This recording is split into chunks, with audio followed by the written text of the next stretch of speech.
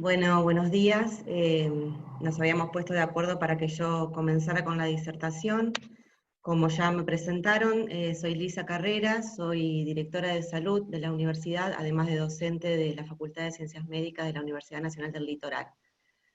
Uno de los desafíos más importantes que nos tocó junto a Hugo asumir desde que estamos en nuestros cargos es el del enfrentarnos al COVID-19. Por allá, por fines de febrero, cuando comenzábamos a sentir que el COVID-19 que estaba en otros países se acercaba hacia nuestro país, organizamos un comité asesor.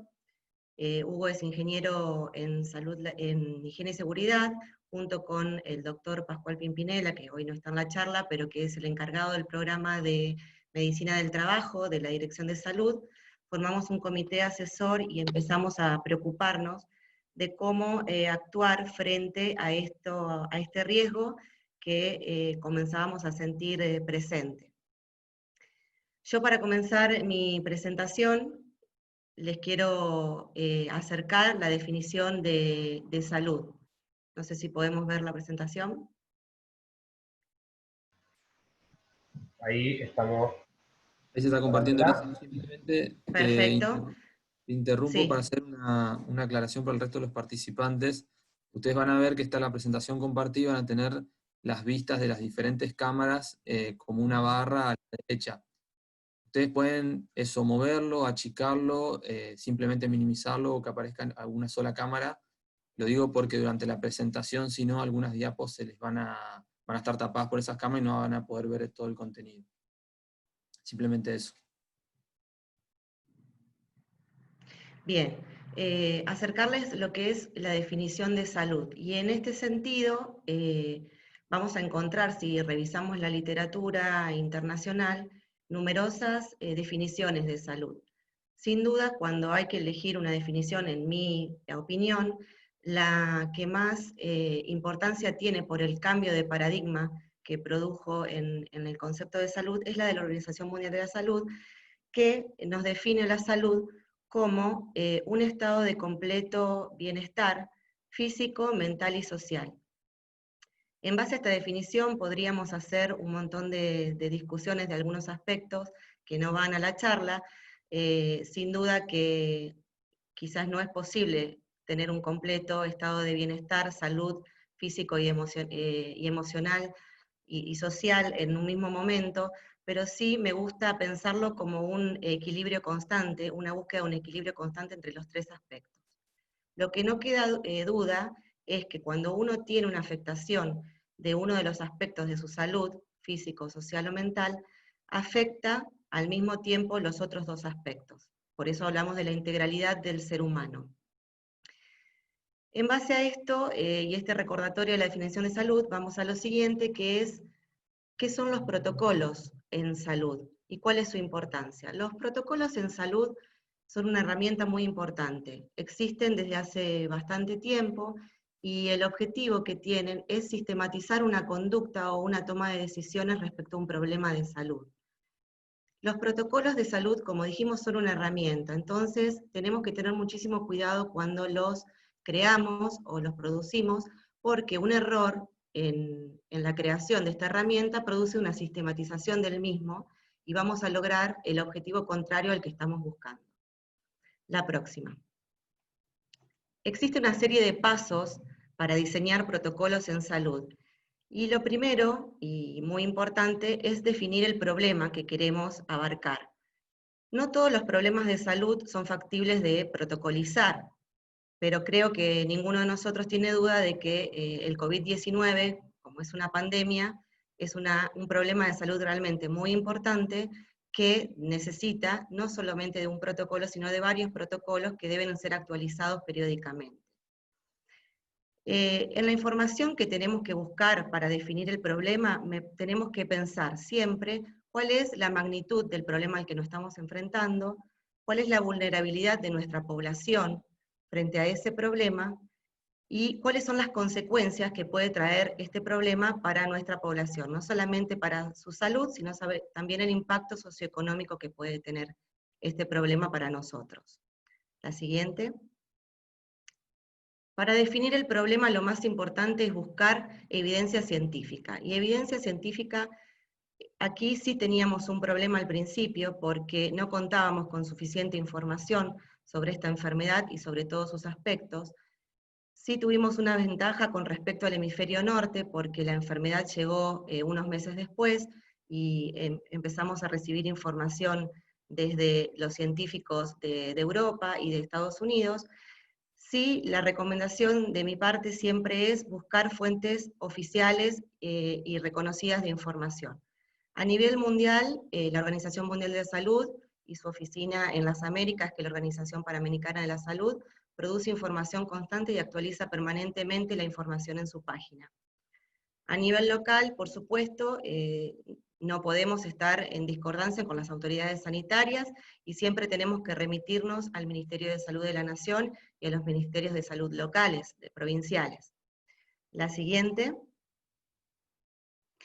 En esa información científica lo que hay que dejar en claro es que hay que estudiar el problema en profundidad. Para eso deberíamos formar un comité o un grupo de trabajo donde las personas que trabajen en el protocolo sean los que tienen mayor idoneidad en el tema. Y también es muy importante que sea multidisciplinario porque podemos incorporar las diferentes miradas desde las disciplinas del mismo problema.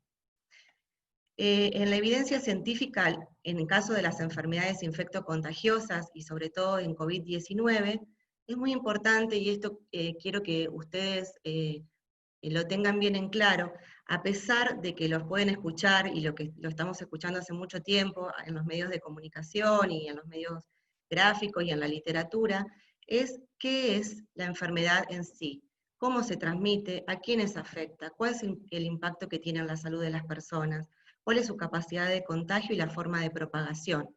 Si tenemos claro estos temas, la elaboración de los protocolos es sencilla y es solo aplicación de sentido común. A veces uno dice, ¿por qué yo voy a tener que elaborar un protocolo si tengo acceso a protocolos internacionales o a protocolos nacionales de salud? Porque la realidad que nos está mostrando este COVID-19 es que su comportamiento en las diferentes comunidades es distinto. No todos estamos viviendo la misma realidad, a pesar de que los conceptos que yo les dije que tenemos que tener en claro anteriormente se sostienen y son iguales. Entonces, si quieren, podemos repasar un poco cuál es la información que hasta aquí tenemos de COVID-19. COVID-19 es la enfermedad producida por un virus respiratorio llamado SARS-CoV-2. Es un virus que se transmite por las partículas de secreciones respiratorias que se aerosolizan en el ambiente cuando nosotros hablamos, estornudamos o tosemos.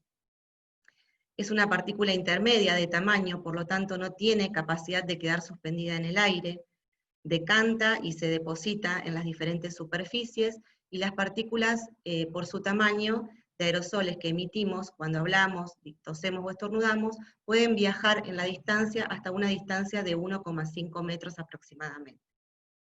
¿Cómo se contagia este virus? Se contagia de persona a persona. Hay dos formas: la forma directa, que sin dudas es la más frecuente de todas, es la que cuando estamos dos personas próximas a menos de 1,5 metros de distancia, cuando la persona elimina las partículas, estas ingresan por la mucosa de la persona sana, a través de la boca, la nariz o la mucosa de los ojos, y así se produce el contagio.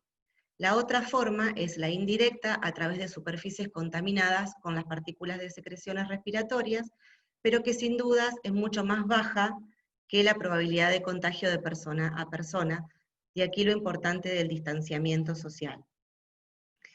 Lo otro que tiene que quedar bien en claro es que es un virus que es muy sensible a los desinfectantes. Entonces Hugo después va a hablar más de este tema, pero quiero que lo tengan bien en cuenta.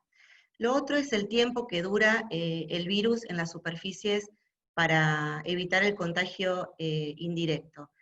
Y en realidad esto no existe mucha investigación en el tema, pero sí hay una publicación del Journal of Medicine, que habla de horas que puede estar en superficies como el plástico, el metal, y un poco más de tiempo en el papel y en el cartón.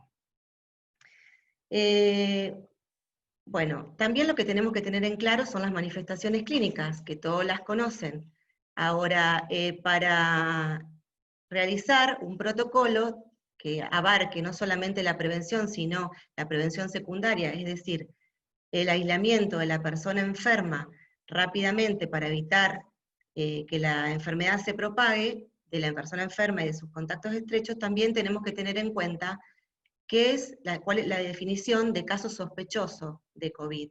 Y esta definición fue cambiando a lo largo del tiempo, desde que comenzamos en marzo, y se va actualizando periódicamente, de acuerdo a los lugares que se consideran o que son definidos por las autoridades sanitarias como lugares de transmisión local del virus. Por el momento sabemos que se consideran lugares locales de transmisión viral la provincia de Buenos Aires, la provincia de Chaco, la provincia de Río Negro y la ciudad de Córdoba, en la provincia de Córdoba. Incluso en la provincia de Buenos Aires hay ciertos lugares que se van incorporando a la lista. Por lo tanto, es importante mantener actualizados los protocolos. Los protocolos no son un documento rígido, sino que deben ser actualizados periódicamente, por lo tanto es importante que en cada protocolo que nosotros publiquemos, lo primero que hay que colocar en el inicio es la fecha de elaboración de ese protocolo. Bien, una vez tenemos construido el protocolo, deberíamos redactarlo, y en la redacción es importante ser claros y concisos, porque tiene que ser un protocolo que tiene que ser leído fácilmente por la totalidad de las personas a las cuales nosotros queremos llegar con este protocolo. La siguiente. En la implementación, el de los protocolos en salud, en general, nos tomamos un primer momento para hacer un ensayo y una puesta a prueba del protocolo, una prueba piloto, pero claramente COVID-19 por la urgencia y la velocidad con que se transmite la enfermedad, no nos da el tiempo necesario para probar una implementación. Por lo tanto, esta implementación, la siguiente, debe ser evaluada periódicamente y rectificada. Siguiente. En cuanto a salud laboral, que es lo que nos convoca hoy en esta charla, también es importante que nosotros tengamos en cuenta cuál es la definición de la Organización Mundial de la Salud de lo que es la salud laboral o la salud ocupacional. Como ven, y lo dice claramente en la definición, es una actividad multidisciplinaria. Así como nosotros dijimos que en los protocolos de salud participan muchas disciplinas, en los protocolos de salud laboral también deben participar diferentes disciplinas como son los licenciados en higiene y seguridad, los ingenieros en higiene y seguridad, los médicos laborales, médicos legistas y otras profesiones. El objetivo siempre es la prevención y el control de las enfermedades ocasionadas por el trabajo o de los riesgos ocasionados por el trabajo. Y a la derecha de la presentación ustedes tienen una pirámide, que es la pirámide de riesgo de exposición y de riesgo de contagio de COVID-19 según las profesiones o las tareas que los trabajadores realizan en sus lugares de trabajo. Como ven, la forma de pirámide les deja bien claro que la mayor cantidad de trabajadores tienen bajo riesgo o riesgo de precaución, como se le llama, en sus lugares de trabajo, y luego va ascendiendo y obtenemos en el vértice de la pirámide las ocupaciones que están expuestas a un riesgo muy elevado de exposición. Para darles un ejemplo de estas ocupaciones, en el vértice podemos colocar a los trabajadores de la salud, odontólogos, enfermeros, médicos, etcétera, que están expuestos a pacientes que ya han sido diagnosticados como enfermos de COVID-19 o que están siendo estudiados pero son sospechosos del mismo. Y ni siquiera podemos incorporar en este lugar a la totalidad del personal de la salud, sino que es aquellas personas que por su trabajo necesitan hacer maniobras sobre el paciente que producen la aerosolización de estas partículas que nosotros decimos que son las transmisoras del virus. Un ejemplo de ello es la intubación, la nebulización, la reanimación cardiopulmonar, y también podemos ubicar aquí a los trabajadores de las morgues que deben trabajar sobre los cadáveres de personas fallecidas por COVID-19, especialmente los que producen instrumentación de los cadáveres. En el segundo parte de la pirámide, la naranja, donde podemos ubicar el alto riesgo de exposición a COVID-19, también tenemos las personas que trabajan con pacientes o personas contagiadas de COVID-19 o sospechosas del mismo. Y podemos ubicar al resto de los trabajadores de la salud que no producen o no trabajan con las maniobras que anteriormente yo les describí, los otros trabajadores de las morgues, los choferes de las ambulancias, el personal de seguridad y el personal administrativo que trabaja en los centros de salud. Luego tenemos en amarillo el nivel medio de riesgo, y aquí tenemos las personas que pueden estar expuestas a personas enfermas de COVID, pero que no sabemos que están enfermas, ni están en este momento categorizadas como sospechosas de estarlo. En este caso podemos tener en cuenta los trabajos que implican una exposición al público y a una alta circulación de público, y que no pueden, por su forma de trabajar, delimitarse con el distanciamiento de 1,5 metros entre persona y persona.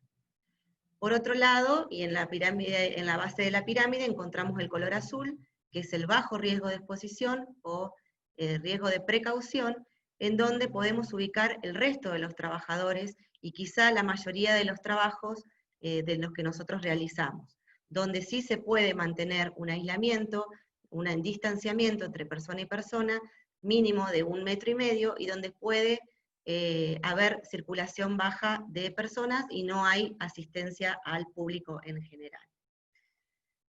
Una vez dicho esto, la siguiente, yo les quiero dejar esta preocupación, que es la que generalmente estamos teniendo en el último tiempo las personas que trabajamos en salud. Y no quiero enfocarme más a laboral porque lo va a hacer Hugo en su próxima presentación. Pero estos riesgos que yo les estuve diciendo recién, que es el riesgo de exposición a COVID-19, que en este momento nos tiene preocupados y ocupados, no impide que permanezcan o que se sigan manteniendo los otros riesgos que estamos acostumbrados a tener en nuestros trabajos. No solamente riesgos transversales en las ocupaciones como son los riesgos psicosociales o las enfermedades ocupacionales, sino también los riesgos que enfrentamos en las enfermedades prevalentes de nuestra población. En esta tabla que yo les presento podemos ver, es una tabla que encontré de la mortalidad desde el 2017, pero ustedes pueden ver las cifras de mortalidad que tenemos por enfermedades cardiovasculares o por tumores, que son las dos principales en nuestro país. ¿Y por qué les traigo esto a colación? Porque preocupados y ocupados por la exposición a COVID-19, producimos una quizás falta de control de las personas en sus enfermedades habituales. Lleva de la mano a que también están restringidas algunas actividades de salud, y esto no quiere decir que el riesgo haya desaparecido, por el contrario, en esta situación de falta de control, de acceso de control de las personas a sus servicios de salud, puede producir un aumento del riesgo de las enfermedades cardiovasculares, porque además recordemos, las personas están, las mayorías actualmente en sus hogares, y no están cumpliendo a lo mejor con las indicaciones médicas, con las indicaciones de los cuidados de la dieta, los cuidados del control de la tensión arterial, de los controles de laboratorio de sus problemas de colesterol elevado, no están haciendo los controles de salud, las pesquisas de los tumores, y esto produce un aumento del riesgo de estas enfermedades, que a lo mejor no las vamos a ver en el periodo que estamos transitando de COVID-19, pero sí seguro van a tener un impacto cuando regresemos a la nueva normalidad. Por lo tanto, no hay que descuidarlas y hay que buscar la forma de continuar con estos controles de riesgos en salud, en problemas de salud prevalentes. Desde ya yo les quiero agradecer que me hayan escuchado, y quiero que ahora continúen con la parte laboral con Hugo. Gracias. Bueno, muy buenos días a todos. Un gusto poder estar charlando hoy acá y agradecerle también a Elisa lo que comentó antes. Le quería decir dos palabras antes que comenzar con lo de los protocolos. En mi caso, soy responsable del programa de seguridad e higiene de la universidad y desde el primer momento, como decía la doctora Carrera, estamos trabajando en el comité de emergencia de la propia universidad. Bueno,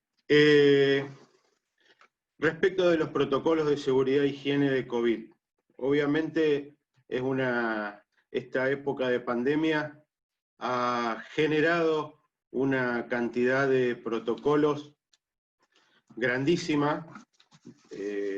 Hay protocolos absolutamente o casi para todo.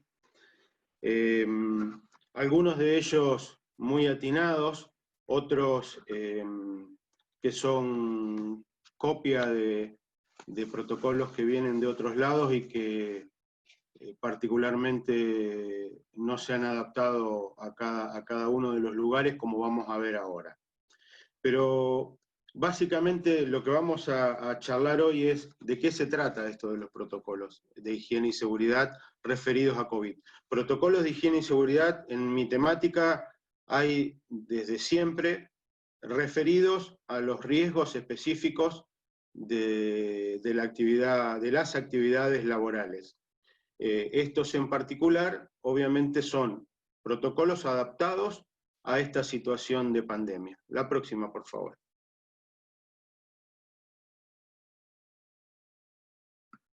Gracias. ¿Qué es un protocolo de higiene y seguridad? Porque en principio los protocolos COVID, el título que se ha adoptado es Protocolos de Higiene y Seguridad en el marco de la pandemia COVID.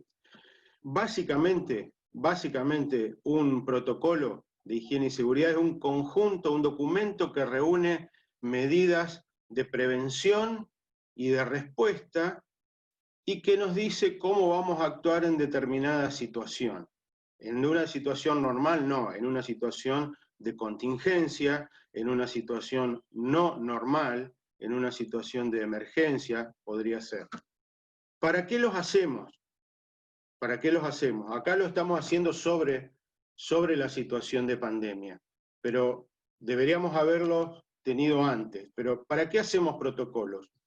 Hacemos para generar ese documento y ordenar en forma anticipada, en forma anticipada, el punteo, el paso a paso de cuáles son las acciones que debemos realizar ante esas situaciones no habituales. Es un conjunto entonces de medidas, de preparación y respuesta ante situaciones de contingencia. La próxima, por favor. ¿En qué se basan? Bueno, Elisa lo decía recién, hablaba de los protocolos específicos de salud. Los protocolos de higiene y seguridad tienen la misma lógica.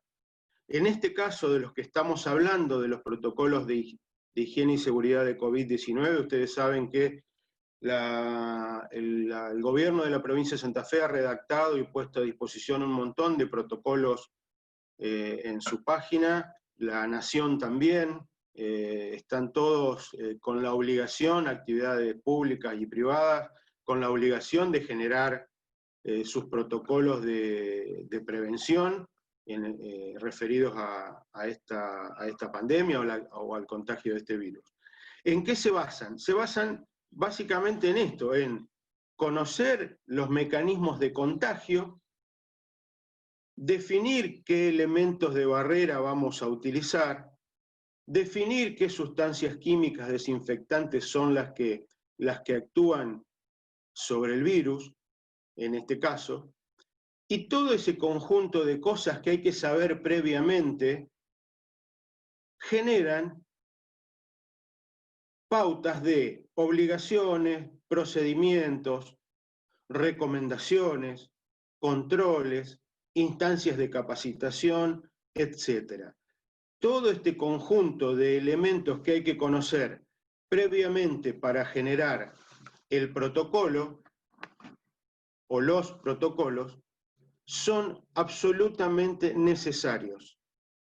Es decir, todos los protocolos de higiene y seguridad en relación a COVID-19 reúnen medidas preventivas y de respuesta respecto a esto que estamos diciendo, a cómo se contagia el virus, cómo lo puedo matar con un desinfectante y cómo interpongo una barrera para que el virus no pase de persona a persona, que sería uno de los mecanismos de contagio en este caso. La próxima, por favor. ¿Qué es lo que tiene cada protocolo? Esto es bastante genérico, pero uno está viendo protocolos que por ahí no respetan esto. Básicamente, el protocolo tiene que ser específico para la actividad que regula. Yo no puedo bajar un protocolo de una página de España que sirve para los bares o la actividad en bares y restaurantes de España.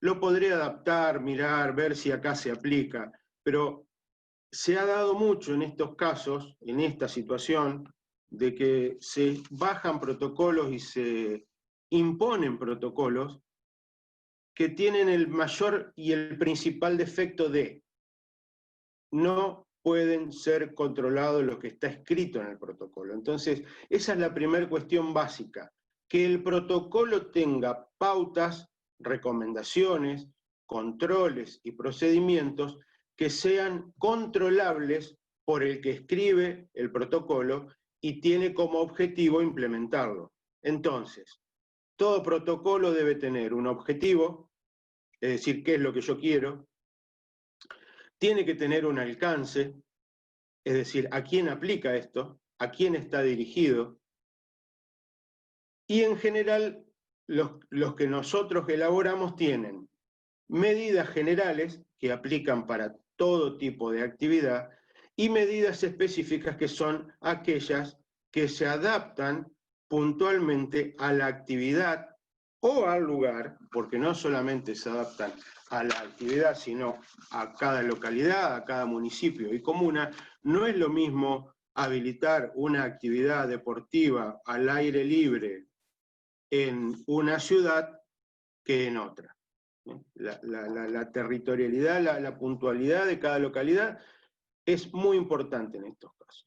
Y en la última parte, generalmente están los anexos, donde están escritos detalladamente los procedimientos que se aplican en ese protocolo. Pueden ser procedimiento de limpieza y desinfección, procedimiento de control de temperatura, procedimiento de control de síntomas, procedimiento de limpieza de vehículos, pero ese contenido es específico para cada protocolo. La próxima, por favor. Hugo, estamos entrando en los 10 minutos finales. ¿Cómo no? ¿Cómo no? La próxima, por favor. Todos los protocolos tienen básicamente estas 4 cosas. Ustedes los van a ver en todos. Se refieren a higiene de manos o higiene en general, que habla de higiene de las manos y su procedimiento de lavado de manos, higiene respiratoria, que es la que trata de evitar que las partículas de una persona, partículas de saliva, o cuando habla o cuando estornuda, puedan pasar a una persona que está cercana, es decir, la recomendación típica de toser en el codo, bueno, ahora está el tema del uso del tapabocas, la higiene de las superficies, pisos, paredes, elementos de trabajo, escritorios, teléfonos, computadoras, es decir, higiene de manos, higiene respiratoria, higiene de superficies y la distancia. La distancia viene del conocimiento, lo que explicaba Lisa más temprano, de que el virus, por su tamaño y su peso, no queda volando en el aire como quedan las partículas de polvillo. Se deposita, recorre un trayecto y se deposita sobre la superficie. Es decir, que si yo respeto el distanciamiento, no debería no debería recibir por más que, algún tipo de partícula, por más que la persona esté infectada y esté hablándome. La otra es control de síntomas, pero si ustedes se fijan, si ustedes recorren y miran cada uno de los protocolos que están dando vuelta, todos hablan más o menos de lo mismo. Hablan de higiene y hablan de distanciamiento. Básicamente es eso lo que tienen todos los protocolos, en forma general. La próxima, por favor. Como les decía, van a encontrar distintos lugares. La página de la provincia de Santa Fe tiene un montón de protocolos. La página de Nación tiene un montón de protocolos. Si ustedes entran a fuentes de información, que les reitero lo que decía Lisa, busquen fuentes confiables. Hay mucha fake news dando vuelta, mucha cosa que no funciona, mucha cosa que es falsa y equivocada. Entonces, ¿hay fuentes confiables oficiales? Sí, hay fuentes confiables oficiales. Hay protocolos y recomendaciones que pueden ser descargados de páginas oficiales. Pero cuidado, cuidado, son modelos que no se pueden aplicar directamente, sino que deben ser verificados y adaptados a cada lugar donde yo lo quiero aplicar. Y eso lo hacen los profesionales de seguridad, salud en el trabajo, medicina del trabajo. Entonces, cuidado con adaptar un protocolo, porque muchas veces también se corta y se pega y quedan cosas que no son coherentes y que no corresponden. La próxima, por favor. Bueno, esta es la última. Escenario futuro. Siempre nos gusta, a los que hacemos prevención, pensar en los escenarios futuros. Pensar el peor escenario, pensar el escenario más probable.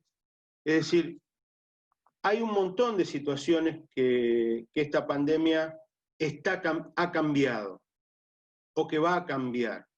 Todas no las conocemos, no la tenemos bien clara. ¿Por qué? Porque es muy dinámica. Pero muy probablemente, va a haber nuevas formas de trabajo, nuevas formas de estudio, nuevas formas de esparcimiento presencial. Eso va a obligar a que determinados espacios sufran o necesiten un rediseño, es decir, una nueva distribución de los lugares y formas de trabajo presencial. Esto puede abarcar también nuevos esquemas de funcionamiento y horario de comercio, administración, educación, horarios y días diferenciados, nuevas formas de atención al público, es decir, todos estos mecanismos de barrera, marcado de piso para que la cola de la gente se distancie a 1,5 metros por lo menos. Es decir, va a cambiar por lo menos mientras dure esta pandemia y mientras, desde mi punto de vista, no haya una vacuna. Esto va a cambiar bastante la forma en que los espacios de trabajo, estudio y esparcimiento se diseñen o se acomoden. Hay un punto importante que les quiero nombrar. Como ustedes saben, dicen que crisis son oportunidades, y en el marco de esta pandemia han aparecido una serie de productos comerciales,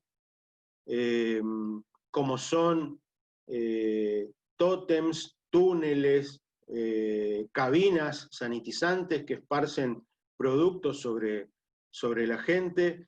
Yo creo que mi opinión técnica, profesional, es que estos equipos no son adecuados, no están habilitados por la ANMAT ni por ninguna otra institución técnica de la Nación. En esto, los 4 fantásticos siguen siendo el agua, el jabón, el alcohol y el hipoclorito. En eso Es lo que técnicamente pienso. Y lo último, para terminar, respecto a los protocolos de higiene y seguridad, como les decía hoy, tienen que ser soluciones particulares para cada localidad, para cada lugar, para cada actividad, para cada flujo de gente que recibe ese espacio, ya sea un lugar de salud, un empleo, un lugar de empleo, una oficina, un comercio. Es decir, hay pautas generales que sí se deben cumplir y después son normas específicas. De mi parte, eso es todo lo que les quería decir. Estamos abiertos a las preguntas. Muchísimas gracias. Bueno, gracias Hugo. Gracias Lisa también por la exposición. Como bien decíamos, ahora damos unos minutos por si quieren hacer algún aporte, algún comentario. Podemos habilitar micrófonos y cámaras también para escucharnos, vernos. Estoy revisando el chat a ver si aparece alguna cuestión.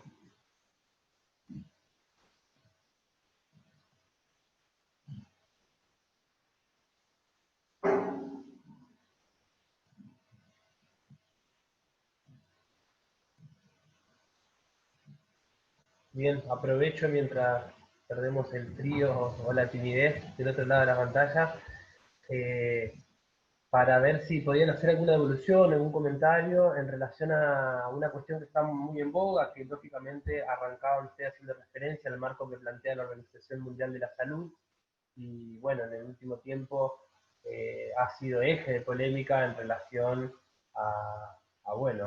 al origen del virus, al encubrimiento y o no, y bueno, lógicamente eso trae aparejado una pérdida de legitimidad, digo, más allá de quiénes sean los actores que cuestionen o los intereses que tengan quienes cuestionan, nos gustaría escuchar alguna consideración en este sentido, ya que las fake news también están a la orden del día y sin duda que pongan en jaque a la Organización Mundial de la Salud colabora a esto con la peligrosidad de ello, ¿no?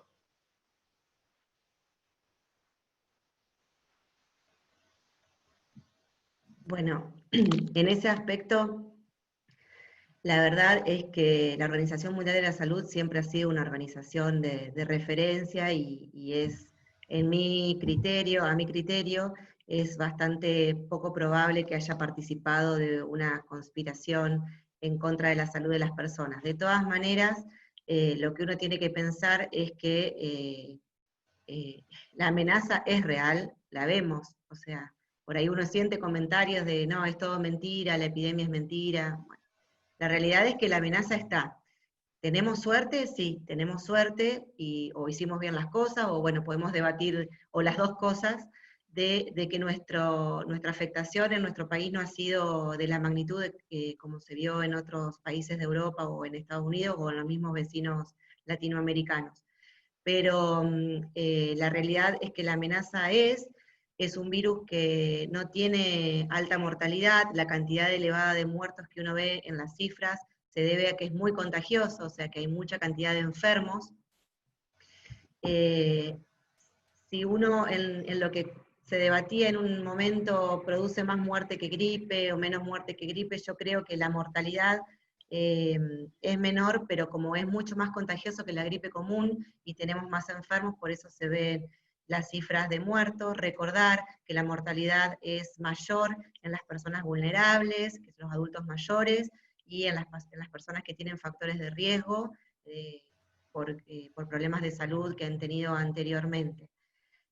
Yo sigo sosteniendo que la Organización Mundial de la Salud es una institución que hay que respetar.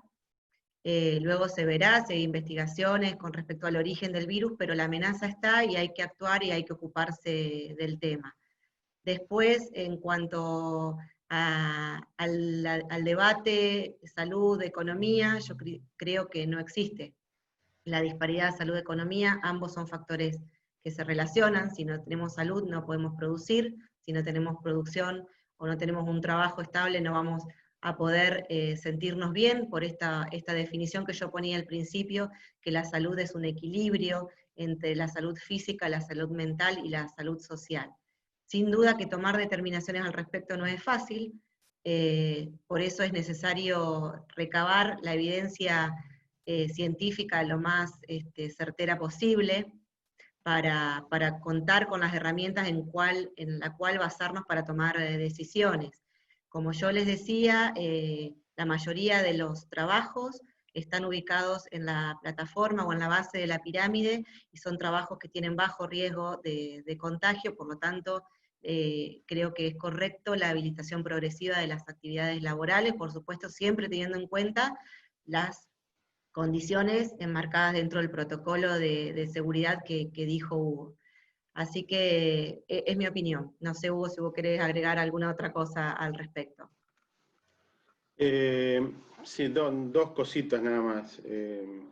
Yo particularmente no adhiero a teorías conspirativas, no creo que el virus haya sido fabricado en un laboratorio y lanzado porque ya hay laboratorios que hace 2 años tienen la vacuna. No, la verdad no. El pensamiento científico no te deja llegar a ese tipo de conclusiones. Yo creo que sí, la que debe dar la ciencia, que la ciencia es la que debe dar respuesta a esto, y que, aparte porque ya ha pasado, esto ha pasado de virus que están en reservorios de animales y pasan a humanos. Esto no es la primera vez. Este virus se llama SARS-CoV-2, es decir, que hubo un 1 que tuvo el mismo mecanismo, tal vez no fue tan extendido y tan grave la epidemia, no sé si llegó a ser pandemia de eso, pero básicamente no. Sí, insisto en lo de creer, en lo de dar soporte y prestarle atención a los organismos de salud reconocidos durante años como OMS, Organización Panamericana, Ministerios de Salud, etcétera, etcétera. Ahí está la gente que conoce del tema. Entonces, esa es mi opinión. Bien, acá voy repasando el chat y nos preguntan desde la Municipalidad de San Javier, Paula Gauna. Dice, ¿utilizar solo hipoclorito no genera resistencia o se puede intercalar con otro desinfectante?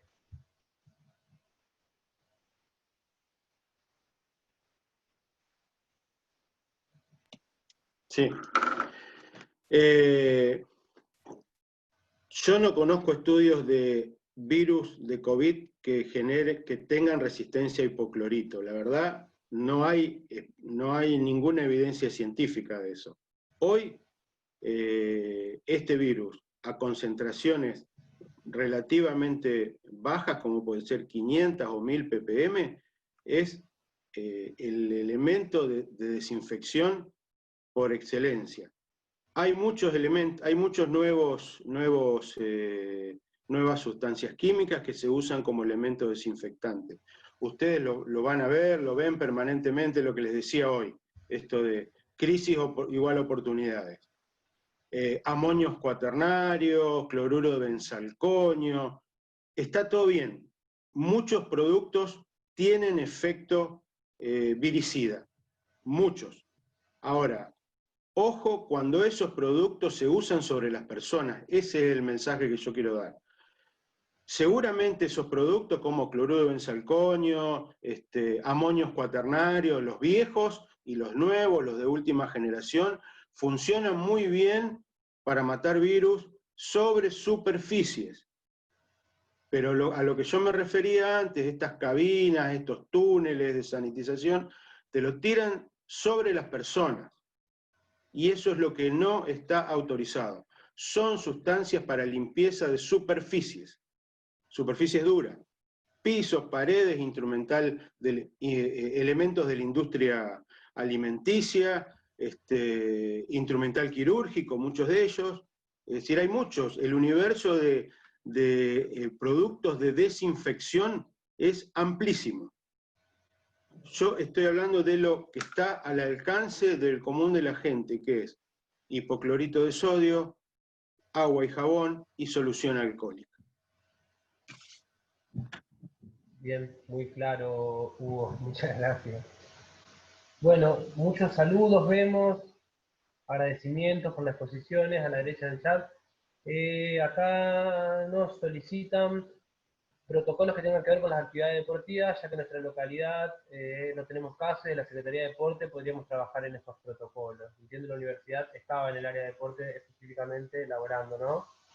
Bien, me confirman, así que Hugo Gómez, con los contactos con los cuales estamos difundiendo y anotando gente a este tipo de charla, nos haces el pedido específico y te ponemos en contacto con nosotros. Bien, si hay alguna otra pregunta. Hugo. Una aclaración, hoy a la fecha, en este momento, las actividades deportivas no están habilitadas. Entonces, cuidado con eso. Está bien en que uno prepare el protocolo para el caso. Yo sé que hay gestiones para habilitar actividades deportivas en espacios abiertos. Tiene su complejidad la cuestión deportiva, tiene su complejidad. Depende el deporte, depende el tipo de la cantidad de gente, depende, como les decía, como hablábamos en la presentación con Lisa, uno no puede hablar, hay que hacer un protocolo específico para cada cosa.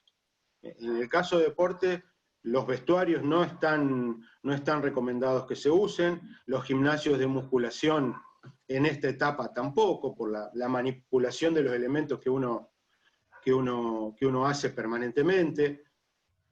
Sí, en algunas provincias, y en esta se está trabajando el tema de trabajar actividades deportivas en espacios abiertos, lo cual podría ser, respetando determinadas cuestiones, podría funcionar, digamos.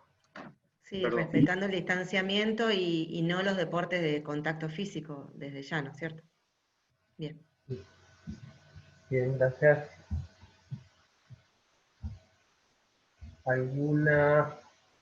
Bueno, acá preguntan si en la relación a las caminatas sí, comunes y municipios están habilitando. Bien, Nahuel. Hola, ¿qué se recomienda en cuanto a la limpieza y desinfección de automóviles en ingreso a localidades? Pongo esto un poco en réplica en relación a las cabinas de rociamiento y entiendo que ahí sí es recomendable por el tipo de superficie. No es contraproducente para la salud porque se actúa sobre un vehículo, pero recordemos también, como yo decía al principio, siempre recordar el mecanismo de contagio de este virus. Y el contagio es de persona a persona, en su mayor parte, y un porcentaje mínimo a través de objetos que la persona toca y luego se toca la cara. O sea que, ¿cuál sería el riesgo, digamos? Sería que el virus venga depositado en las ruedas del vehículo. A ver, uno cómo va razonando, ¿no? Y que ese vehículo que queda en la puerta deje el virus en la puerta de mi casa y yo lo entre con los zapatos, y yo toque los zapatos y después me toque los ojos. Me parece que es muy poquito el riesgo. Si lo implementaron, mal no hace, pero no sé si se justifica, no sé si me explico. Por eso yo siempre decía tener en claro la evidencia científica de la forma de transmisión del virus para realmente usar después un sentido común en la aplicación de las medidas. Si lo tenemos, no está mal, pero sin duda no es la principal medida de protección o de prevención para el contagio del virus. Más vale trabajar en el lavado de manos y en el distanciamiento, y en la limpieza y en la higiene de las superficies de los lugares cerrados. Nosotros tenemos en la página de la universidad colgado todos los protocolos que trabajamos desde febrero hasta la fecha, o las recomendaciones, para la mayoría de las actividades. Si escuchan un taladro, es la vecina que está taladrando y les pido disculpas. Le pedí que aguante hasta las 9:30, pero bueno. En esos protocolos incluso tenemos protocolos de ingreso y de salida de las personas que se continuaban trabajando porque eran esenciales o se consideraban esenciales en sus funciones. Tenemos protocolos de ingreso y de salida de la persona al domicilio. Probablemente es más importante que se trabaje sobre las medidas individuales para que esa persona no contagie a la familia, en el caso de contagiarse en el trabajo, que ya también tiene medidas de aislamiento, o sea, se van sumando cosas que hace poco probable el contagio, pero trabajar sobre lo individual más que sobre el resto de las cosas. Bien, muy claro, muchas gracias, Lisa. ¿Alguna consideración más? ¿Alguna pregunta? ¿Algún aporte? Si no, les recordamos que esta conferencia, al igual que todas las que se vienen desarrollando, van a estar colgadas en el canal de YouTube de la universidad de los próximos días, por los cuales van a poder volver a verlas, quedando también a disposición de consultas y pedidos específicos mediante los diferentes medios de comunicación que usamos al armado. Ahí está. Bien, gracias, Lisa. Bien, si no hay ninguna otra pregunta, ningún otro aporte, no queda más que agradecerles a todos por haber participado de este octavo encuentro. Los invitamos al próximo, que se realiza mañana. Es un panel internacional con la presencia de Jordi Borja, especialista de CGLU en relación a los nuevos temas de cultura para los gobiernos locales en este contexto que nos plantea tantos desafíos y tantas cuestiones a realizar.